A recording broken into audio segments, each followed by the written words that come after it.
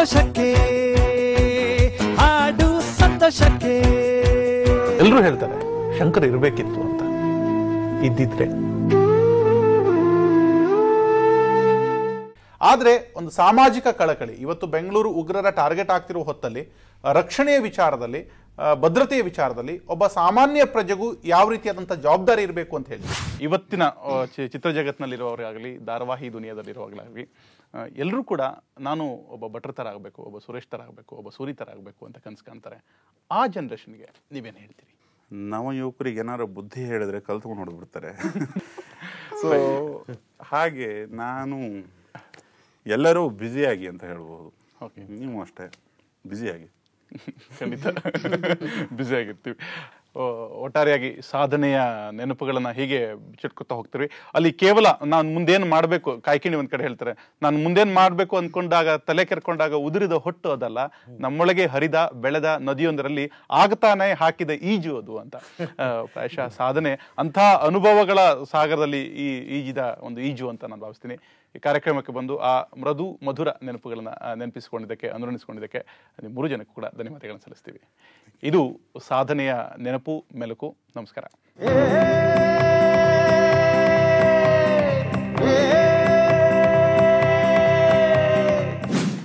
ಯಡಿಯೂರಪ್ಪ ಅವರನ್ನ ಮತ್ತೆ ಬಿಜೆಪಿಗೆ ಕರೆತರಲೇಬೇಕು ಅಂತ 6 ಮಂದಿ ಮಾಜಿ ಸಚಿವರು ಪಣ ತೊಟ್ಟಿದ್ದಾರೆ. ಈ ಹಿನ್ನೆಲೆಯಲ್ಲಿ ಬಿಜೆಪಿಯಲ್ಲಿನ ಬಿಎಸ್ವೈ ಬೆಂಬಲಿಗರ ಗುಂಪು ಇವತ್ತು ಮತ್ತೊಂದು ಮಹತ್ವದ ಹೆಜ್ಜೆ ಮುಂದಿಟ್ಟಿದೆ. ಇಂದಿನ ಮೊದಲ ಸಭೆ ವಿಫಲವಾದರೂ ಬಿಜೆಪಿ ರಾಜ್ಯಾಧ್ಯಕ್ಷ ಪ್ರಹ್ಲಾದ್ ಜೋಶಿ ಅವರ ಮನಸ್ಸು ಕರಗಿಸೋದ್ರಲ್ಲಿ ಯಶಸ್ವಿಯಾಗಿದೆ. ಆದರೆ ಯಡಿಯೂರಪ್ಪ ಮಾತ್ರ ಯಾವುದೇ ಪ್ರತಿಕ್ರಿಯೆಯನ್ನ ಕೊಟ್ಟಿಲ್ಲ. ಬಿಜೆಪಿಯಲ್ಲಿನ ಬೆಳವಣಿಗೆ ಗಮನಿಸಿ ಮುಂದಿನ ಕ್ರಮಕ್ಕೆ ತೀರ್ಮಾನಿಸಿದ್ದಾರೆ. ನಮಸ್ಕಾರ. ಮನುಷ್ಯರಿಗೆ ನಾಡು, ಪ್ರಾಣಿಗಳಿಗೆ ಕಾಡು ಅನ್ನೋ ನಂಬಿಕೆ ಹಿಂದಿನಿಂದಲೂ ಇದೆ. ಆದರೆ ಇದಕ್ಕೆ ಅಪವಾದ ಅನ್ನೋ ಹಾಗೆ ಒಂದಿಷ್ಟು ಮಕ್ಕಳನ್ನ ಕಾಡಿನ ಕ್ರೂರ ಮೃಗಗಳು ಬೆಳೆಸಿರುವಂತಹ ಉದಾಹರಣೆಗಳಿವೆ. ಇವತ್ತಿನ ಅಚ್ಚರಿಯಲ್ಲಿ ಆ ಕಾಡಿನ ಮಕ್ಕಳ ಪರಿಚಯ.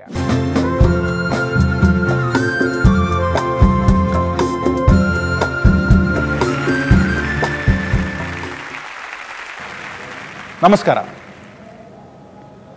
1970ರ ಆರಂಭದ ದಿನಗಳಲ್ಲಿ ಹಿಂದಿ ಚಿತ್ರರಂಗಕ್ಕೆ ಪಾದಾರ್ಪಣೆ ಮಾಡಿ ಮುಂದಿನ 15-20 ವರ್ಷಗಳ ಕಾಲ ಹಿಂದಿ ಚಿತ್ರರಂಗವನ್ನು ಅಕ್ಷರಶಃ ಆಳಿದ, ಆ ಕಾಲಘಟ್ಟದ ಹದಿಹರೆಯದ ಹೆಂಗಳೆಯರ ಪಾಲಿನ ಆರಾಧ್ಯ ವ್ಯಕ್ತಿಯಾಗಿ, ಹುಡುಗರ ಪಾಲಿನ ಪ್ರೀತಿಯ ಗುರುವಾಗಿ, ಪ್ರೀತಿಸುವುದನ್ನು ಚುಂಬಿಸುವುದನ್ನು ಹೇಳಿಕೊಟ್ಟ ಗುರುವಾಗಿ, ಹಿಂದಿ ಚಿತ್ರರಂಗದ ಮೃದು ಮಧುರ ಗೀತೆಗಳ ಒಡೆಯನಾಗಿ ಮೆರೆದಂತಹ ನಟ ರಾಜೇಶ್ ಖನ್ನಾ. ಮಧ್ಯಮ ವರ್ಗದ ಕುಟುಂಬದಲ್ಲಿ ಜನಿಸಿದಂತಹ ರಾಜೇಶ್ ಖನ್ನಾ ಮುಂದೆ ಅನಿವಾರ್ಯ ಕಾರಣಗಳಿಂದಾಗಿ ಒಂದು ಮನೆಯ ದತ್ತುಪುತ್ರನಾಗಿ ಬೆಳೆಯಬೇಕಾದಂಥ ಅನಿವಾರ್ಯತೆ ಬರುತ್ತೆ. ಹೀಗೆ ಬೆಳೆದಂತಹ ರಾಜೇಶ್ ಖನ್ನಾ ಮುಂದೆ ಫಿಲ್ಮ್ ಫೇರ್ ಟ್ಯಾಲೆಂಟ್ ಹಂಟ್ ಕಾರ್ಯಕ್ರಮವೊಂದರಲ್ಲಿ ಭಾಗವಹಿಸ್ತಾರೆ. ಆ ಟ್ಯಾಲೆಂಟ್ ಹಂಟ್ ಕಾರ್ಯಕ್ರಮದಲ್ಲಿ ಸುಮಾರು 10,000 ಜನ ಸ್ಪರ್ಧಿಗಳು ಭಾಗವಹಿಸಿದ್ರು. ಬಿಮೆಲ್ ರಾಯ್, BR ಚೋಪಾರ್ ಅಂತಹ ಅತಿರಥ ಮಹಾರಥರು ಅದರ ತೀರ್ಪುಗಾರರಾಗಿರ್ತಾರೆ.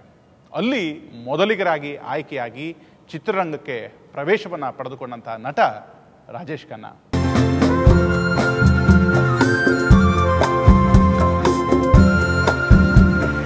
ಒಂದು ಚಿತ್ರರಂಗದಿಂದ ಗಳಿಸಿಕೊಳ್ಳಬಹುದಾದಂತಹ ಎಲ್ಲ ತನ್ನತನವನ್ನು ಗಳಿಸಿಕೊಂಡು ಈ ಭಾರತೀಯ ಚಿತ್ರರಂಗದಲ್ಲಿ ಅಮರರಾಗಿ ಉಳಿದಂತಹ ರಾಜೇಶ್ ಖನ್ನಾ ಅವರ ಹಾಡುಗಳ ಒಂದು ಮಧುರ ಯಾನ ಏ ಶಾಮ್ ಮಸ್ತಾನಿ.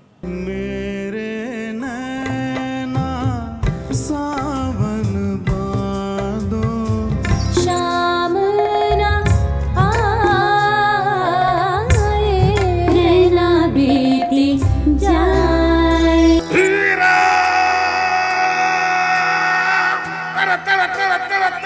जब अंधेरा मेरे सपनों की रानी कब आएगी तू, आए रुत मस्तानी कब आएगी तू.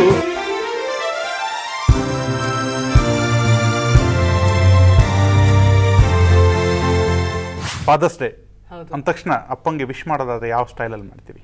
ಅಂದ್ರೆ ಲಾಸ್ಟ್ ಟೈಮ್ ನೆನಪಿದೆ, ಲೈಕ್ ಟೈಮ್ ಆದಂಗೆ ಅಂದ್ರೆ ಫಾದರ್ಸ್ ಡೇ ನಮ್ಮ ಇಂಡಿಯನ್ ಕಲ್ಚರ್ ಆಕ್ಚುಲಿ ಮೊದಲಿಂದ ನಡೆದ್ ಬಂದಿಲ್ಲ. ಆದ್ರಿಂದ ರೀಸೆಂಟ್ ಟೈಮ್ಸ್ ಅಲ್ಲಿ ಮದರ್ಸ್ ಡೇ, ಅದಕ್ಕೋಸ್ಕರ ಒಂದು ಫಾದರ್ಸ್ ಡೇ, ಅದಕ್ಕೋಸ್ಕರ ಒಂದು ಬೇರೆ ಬೇರೆ ಆ ತರದ ಇದೆ ಚಿಲ್ಡ್ರನ್ಸ್ ಡೇ. ಸೊ ನಾನು ಎಸ್ಪೆಷಲಿ ವಿಶ್ ಮಾಡೋದಂದ್ರೆ ಲಾಸ್ಟ್ ಇಯರ್ ಒಂದು ಕೇಕ್ ತಂದು ಬೆಸ್ಟ್ ಡ್ಯಾಡ್ ಎವರ್ ಅಂತ ಬರ್ದು ರಾತ್ರಿ ಮಲ್ಕೊಂಡ್ಬಿಟ್ಟಿದ್ರು, ಹೋಗಿ ಎಬ್ಬರಿಸಿ ಸರ್ಪ್ರೈಸ್ ಮಾಡಿ ವಿಶ್ ಮಾಡಿದ್ದೆ. ಅಪ್ಪನಿಗಾಗಿ ಒಂದು ದಿವಸ ಮೀಸಲಿಡುವ ಅಗತ್ಯ ಇಲ್ಲ, ಆದ್ರೆ ಮೀಸಲಿಟ್ಟ ದಿನದಲ್ಲಿ ಸಂಭ್ರಮಿಸೋದ್ರಲ್ಲಿ ತಪ್ಪಿಲ್ಲ ಅಂತ. ಓಕೆ, ರಾಮಕೃಷ್ಣ ಅವರೇ, ಅಪ್ಪ ಅಂದ ತಕ್ಷಣ ನೆನಪಾಗುವಂತ ಕ್ಷಣ ಅಥವಾ ನೆನಪೇನು?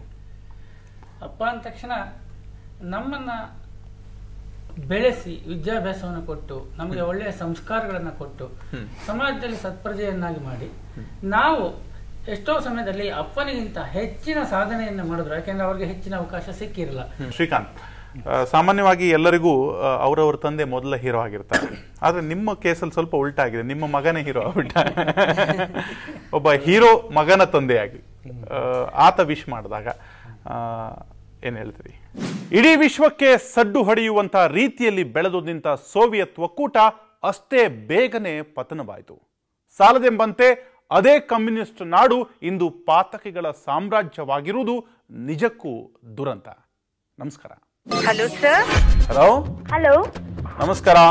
ನಮಸ್ಕಾರ ಸರ್.